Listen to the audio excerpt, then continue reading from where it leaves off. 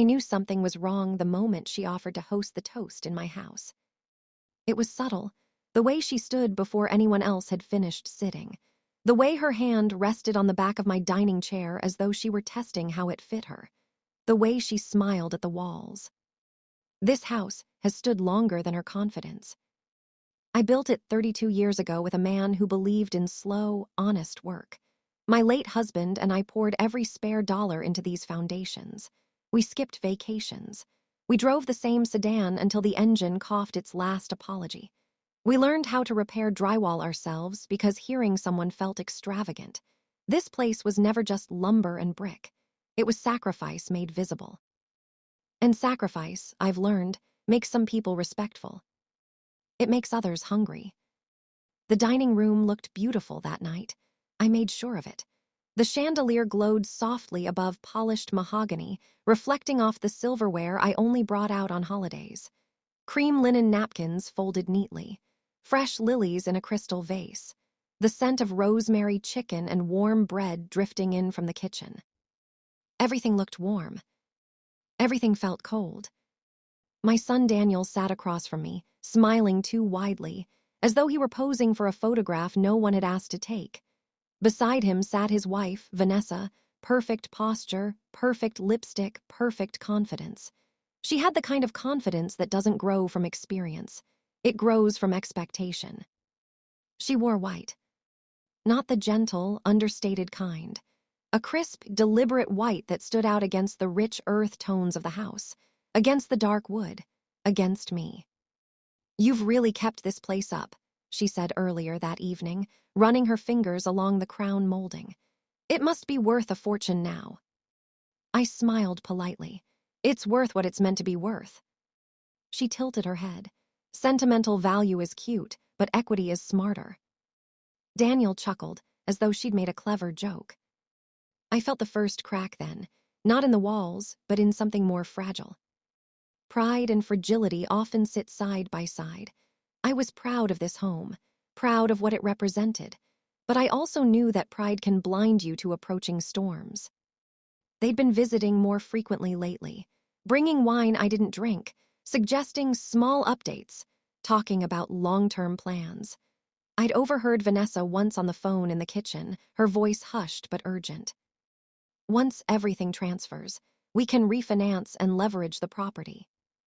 Transfers. As though I were already gone. Tonight's dinner was supposed to celebrate Daniel's promotion. That's what the invitation said. I'd been genuinely proud of him. He'd worked hard. He deserved recognition.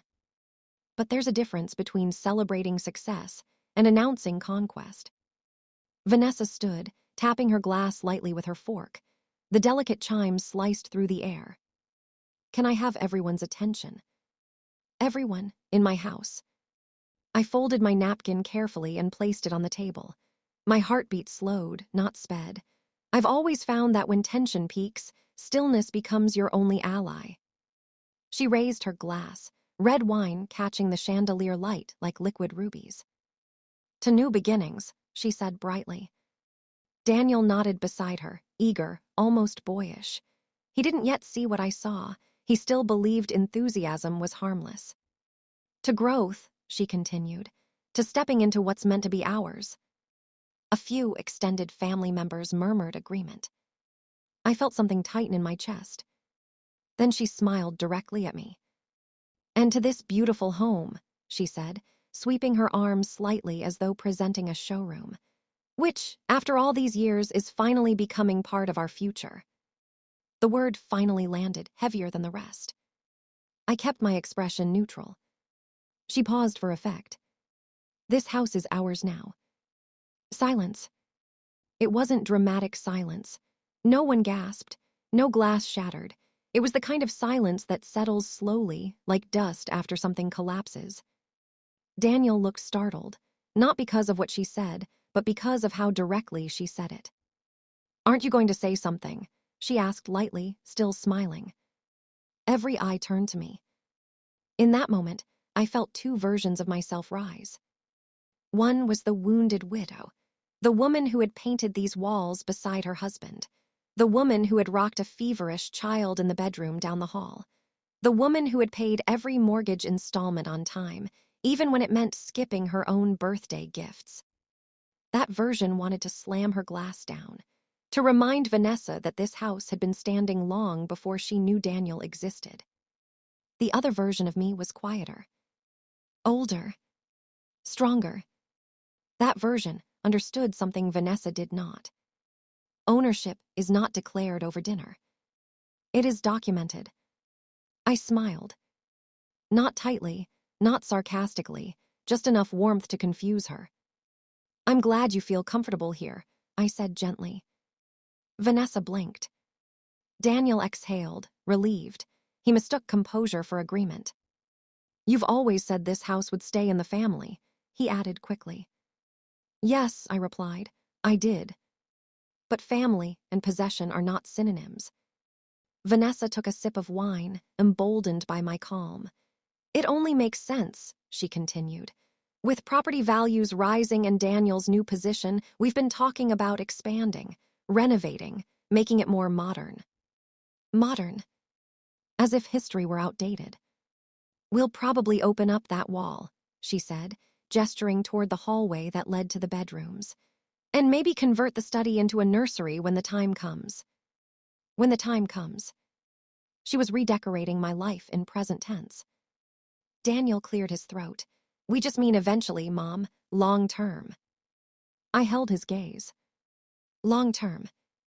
I wondered how long he thought I had. I see, I said softly. There's a power in allowing someone to believe you are weaker than you are. It gives them space to reveal themselves fully. Vanessa stepped closer to my chair, lowering her voice just enough to sound intimate. We're thinking practically, she said. It's not like you'll want the burden of upkeep forever. Burden. The word tasted sour. This house had never been a burden. It had been my anchor. I managed just fine, I replied. For now, she said. For now. That was the moment I understood. This wasn't excitement. It wasn't poor phrasing. It wasn't youthful insensitivity. It was expectation. Expectation backed by assumption. Assumption backed by something she believed to be secure. The dinner resumed awkwardly. Silverware clinked. Conversations restarted in smaller clusters, but something had shifted permanently. Daniel avoided my eyes. Vanessa glowed with quiet triumph. I finished my meal calmly. I even complimented the wine she'd brought. When dessert plates were cleared and guests began drifting toward the living room, I excused myself. I need a bit of air, I said. No one questioned it. I walked down the hallway she'd planned to renovate, past the study she'd convert, into my bedroom. I closed the door softly, and I let the mask drop. My hands trembled once. Just once. Then they steadied. On my nightstand sat a folder, cream-colored, neatly labeled. I had prepared it months ago. Not because I distrusted my son. Because I understood people. Especially people who speak about equity more than memory. I picked up my phone. For a moment, I considered not making the call. Considered trusting that this had been nothing more than careless enthusiasm. But I remembered her tone. Finally, I dialed. Good evening, came the calm voice on the other end. It's time, I said. There was no surprise in his reply. I understand.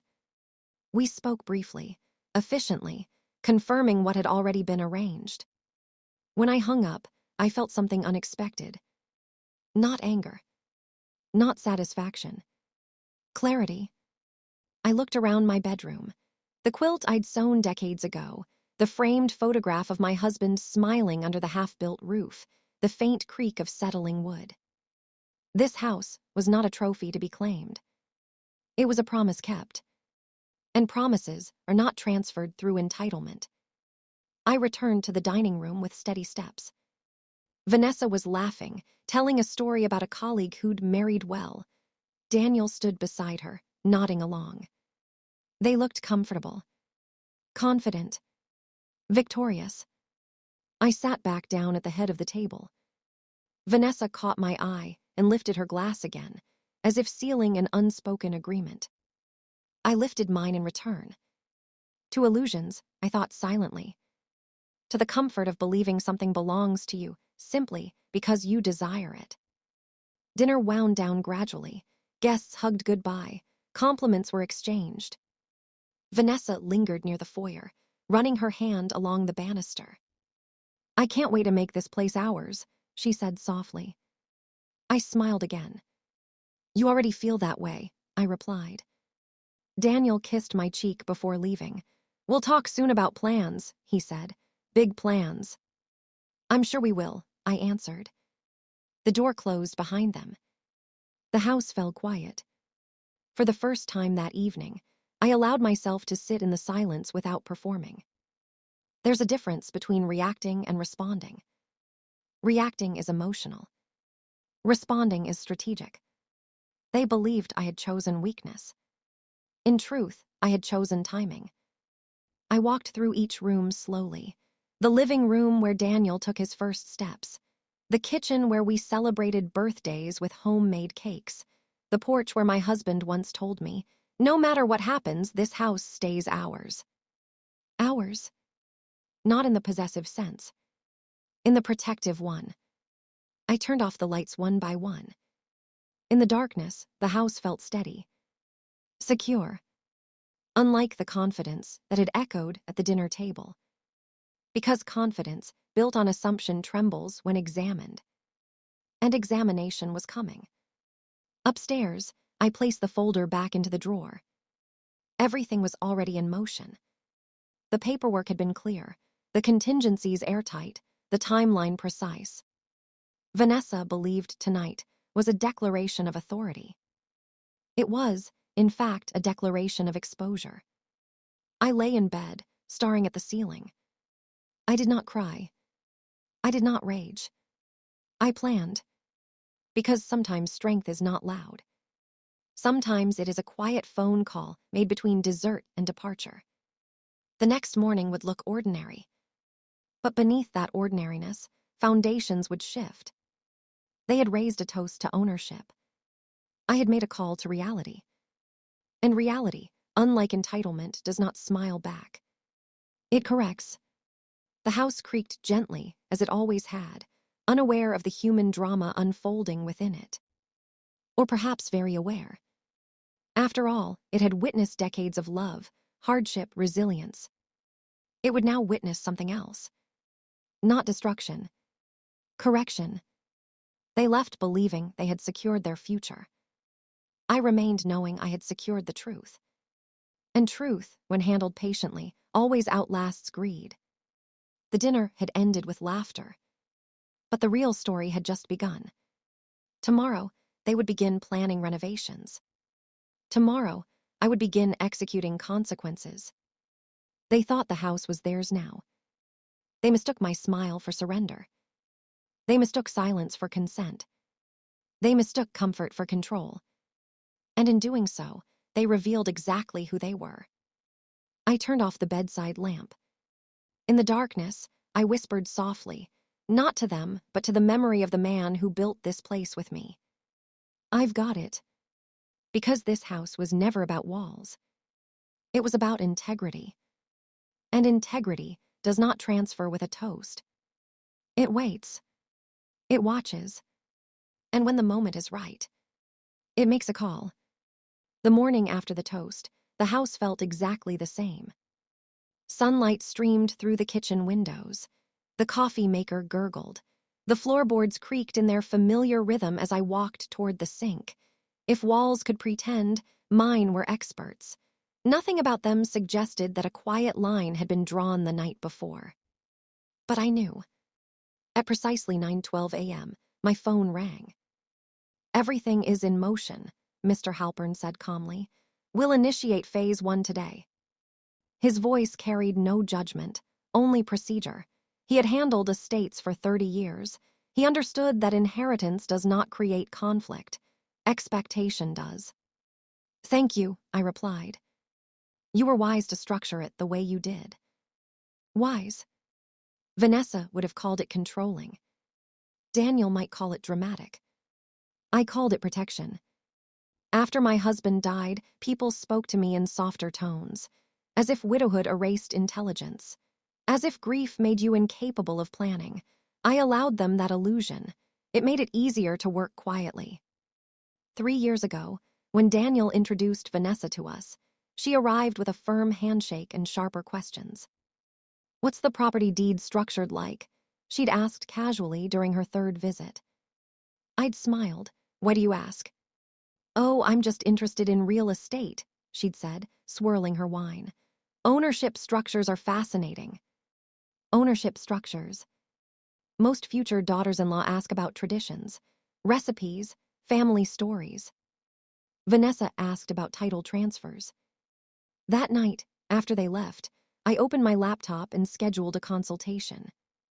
Mr. Halpern listened without interruption as I explained my concerns. "I don't distrust my son," I said carefully, "but I do not trust assumption." He nodded. "You want to preserve control while you're alive and determine the terms after." "Yes." "Then we'll establish a living trust," he said. "Irrevocable upon your death, but inaccessible until conditions are met." Conditions. Integrity has conditions. Entitlement has demands. We built the trust quietly. Structured clauses that required unanimous trustee approval for any sale or renovation.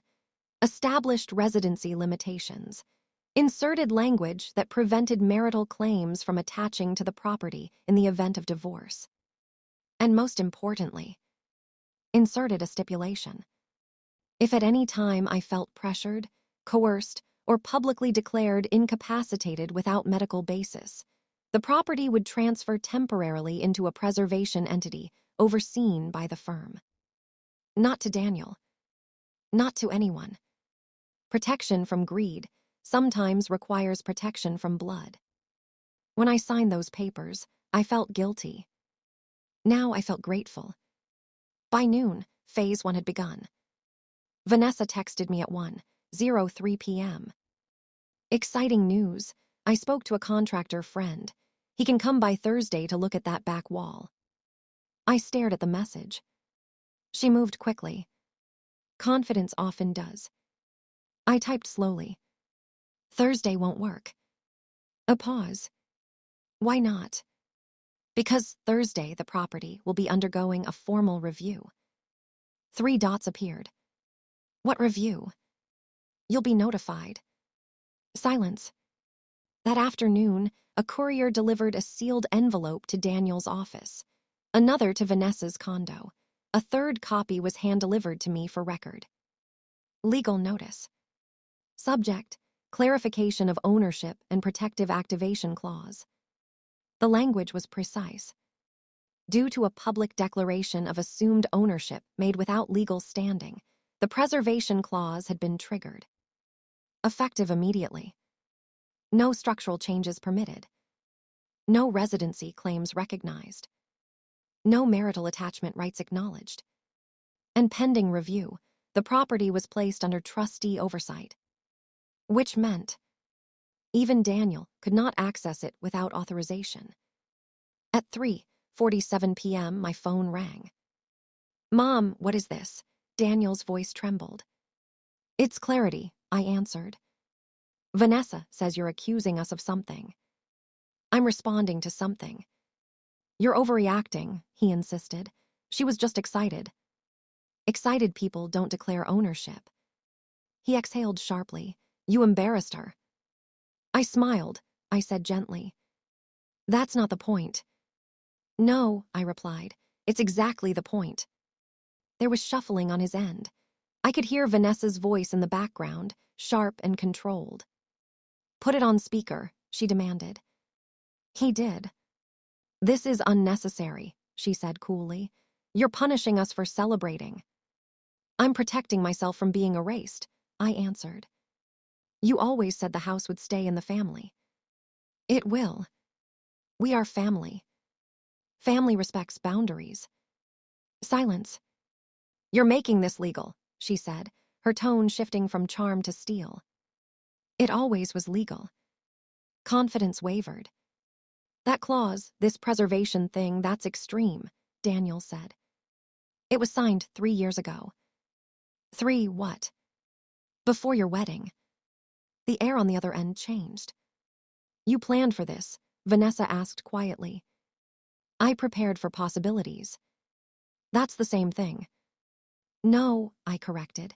Planning assumes betrayal. Preparation acknowledges human nature. Vanessa laughed once, short and disbelieving. So what now? You lock us out. You were never in. The call ended abruptly. That evening, they arrived unannounced. Contrast is clearest at your own front door. Vanessa no longer wore white. She wore black. Daniel's jaw was tight. You blindsided us, he said the moment I opened the door. I responded to being blindsided, I replied. Vanessa stepped forward. You're using technicalities. I'm using documentation. We're your heirs. You are my son and his wife. That house was promised. It was preserved. For us. For integrity. Her composure cracked slightly. You think I'm after your money. I think you declared ownership prematurely. Daniel ran a hand through his hair. Can we just undo this? No. Why not? Because undoing it would mean nothing was learned. Vanessa scoffed. Learned from what? That legacy is not a shortcut. Her eyes flashed. We have plans. Plans require permission. Daniel looked at me differently then, not as a mother, but as an obstacle. Are you going to make this ugly? He asked. I'm going to make it clear. You're pushing us away. No, I said softly. You pushed. Vanessa stepped closer, lowering her voice. If you think this will scare us off, it won't. I met her gaze. It already has. The next week unfolded like controlled demolition. The contractor arrived Thursday morning anyway. He was polite, confused. I was told to assess a structural removal, he said. I'm afraid you were misinformed, I replied, handing him a copy of the trustee order. He read it twice. I don't get involved in disputes, he said quickly. I'll step away. Confidence versus panic. I watched it flicker across Vanessa's face as she realized outside parties would not simply comply with her enthusiasm. Financial advisors withdrew exploratory refinancing inquiries. A bank flagged the property as legally restricted. Illusion met infrastructure. One afternoon, Daniel came alone. He looked tired. She's furious, he admitted quietly. I imagine she is. She thinks you hate her. I don't hate her. Then why this? Because love without boundaries becomes surrender. He sank into a kitchen chair, the same chair he'd sat in as a child doing homework. You don't trust me. I trust the boy you were, I said carefully. I don't trust the man who stayed silent at dinner. His eyes dropped. It wasn't a big deal. It was to me. She was just claiming our future. She claimed my present. He rubbed his temples. We assumed. Yes, I interrupted gently. You assumed. There it was again. Assumption versus authority. Can't we just agree it was a misunderstanding? He pleaded. Was it? He didn't answer. Because deep down he knew. Vanessa hadn't misspoken. She'd revealed. The official review meeting occurred 2 weeks later. Daniel attended. Vanessa refused. She sent an email accusing the firm of elder manipulation. The trustees reviewed everything calmly. The dinner incident had been documented by 2 witnesses. Vanessa's follow-up texts about renovation plans were attached. Intent matters in law. It matters more in character. The conclusion was simple. The trust remained intact. The preservation clause would stay active for 12 months. Any further attempts to assert control would trigger permanent disinheritance. Permanent. Daniel stared at the word, as though it were a foreign language. Mom, he whispered afterward, are you serious? Yes. You cut me out. I'd cut out entitlement. He swallowed. The following month changed everything. Vanessa filed a legal inquiry, challenging the trust. It failed. She then pressured Daniel to request early asset liquidation. Denied. She grew colder toward him. Colder toward me. Conflict has a way of revealing who loves you and who loves what you provide. One evening, Daniel arrived unexpectedly, eyes red. "She wants us to move," he said. "Move where?" "Anywhere but here. She says it's humiliating." "Humiliating to not own something that isn't yours." He didn't smile. "She says you set a trap." "I set a boundary." "She says you never intended to give it to us." "I intended to give it responsibly." He looked around the kitchen slowly. "I used to feel safe here." "You still can. Not if everything is conditional. Everything meaningful is." Silence stretched. "Are you asking me to choose?" he asked quietly. "No," I said. "I'm asking you to see." Weeks passed. Vanessa's social media posts shifted tone, from celebration to subtle victimhood. Some people cling to control. One caption read, "Greed often reframes boundaries as cruelty." Then came the ultimatum. Daniel stood in my doorway one afternoon, suitcase in hand. "We're separating," he said. The words felt heavy, but not surprising. "She said it's me or the house." And I told her it's neither. He stepped inside slowly. "I don't want what isn't mine," he said quietly, "and I don't want a marriage built on claiming. Pain and relief can coexist." "Are you certain?" I asked. I watched her fight harder for walls than for me. Contrast never lies. Months later, the divorce finalized quietly. Vanessa requested spousal compensation based on projected inheritance. Denied. Projected entitlement holds no legal weight. One crisp autumn evening, Daniel and I sat at the same dining table where it began. No chandelier glow, no wine. Just tea. "I was embarrassed that night," he admitted. "So was I. I thought you were being stubborn." "I was being strategic." He nodded slowly. "I should have stopped her." "Yes." He met my eyes. "I'm sorry." The words mattered. Not because they erased anything, but because they acknowledged it.